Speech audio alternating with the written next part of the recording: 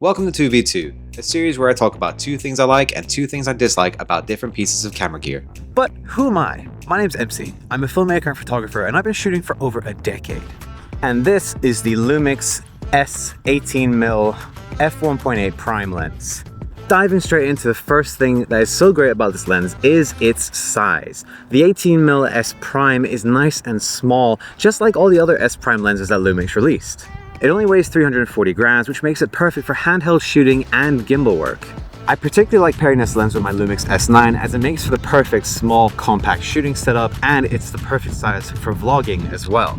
Even when I put an ND filter on the front of this thing, it isn't imposing at all. It isn't nerve-wracking to film myself or to film other people. Although I think I might need to get a smaller microphone if I truly want that tiny vlogging setup. Now for the first thing I dislike about this lens, there is some distortion present. Being that this is such a wide lens, if you get really close to the lens, then the distortion on a person's face is much more apparent. Especially when you compare it to something shot on something like a 35mm, you can really see how someone's face bows quite a lot. This is something that's present on any wide-angle lens, to be fair, but it is something to be aware of. When vlogging, I tend to keep this camera at an arm's length. Otherwise, I'm using it to create establishing shots where I'm focusing on the surroundings rather than a person's face. And now for the next thing I like about this lens. Actually, it's something I love about this lens. It is the fact that this is an f1.8 lens. Being able to shoot at f1.8 is really useful, and paired with a wide focal length is somewhat unique, as some lenses that are super wide often don't actually have that low of an f-stop available. I mean, take Lumix's 16-35 for instance. For some reason, that's an f4 lens.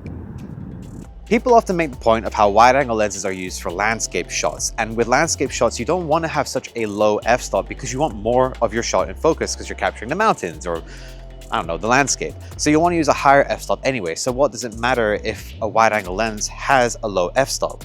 But one area that having a lower f-stop does benefit a lot is vlogging. See, if I want to remove some distractions by having a lower f-stop, so there's a lot happening around me in a city, I can remove distractions by lowering the f-stop. And to be fair, just being able to shoot at a lower f-stop and have that nice f1.8 creamy bokeh in the background, I just like the image, and that's a totally fair point as well.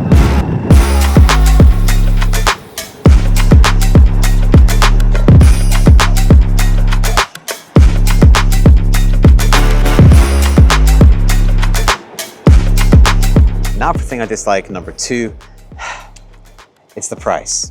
Brand new, the 18mm is £799, and whilst I can only imagine it's that low because of the low f-stop we have with such a small body in a wide-angle lens, it's still a hard pill to swallow.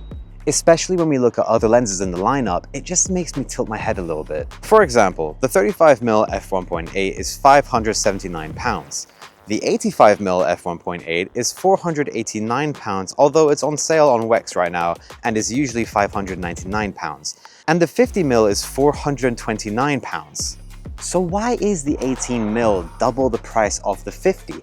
Well, like I said before, it could just be because of the low f-stop and the fact that it's a low f-stop paired with a wide-angle focal length, which isn't too typical nowadays, as it's much easier to get away with having a wide-angle lens that's a higher f-stop for that landscape shooting argument that we made earlier.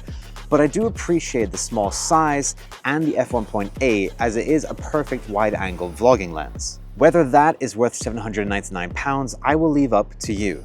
And that is it for 2v2. Let me know what you guys think about this lens in the comments just below that like button, and I'll see you in the next one.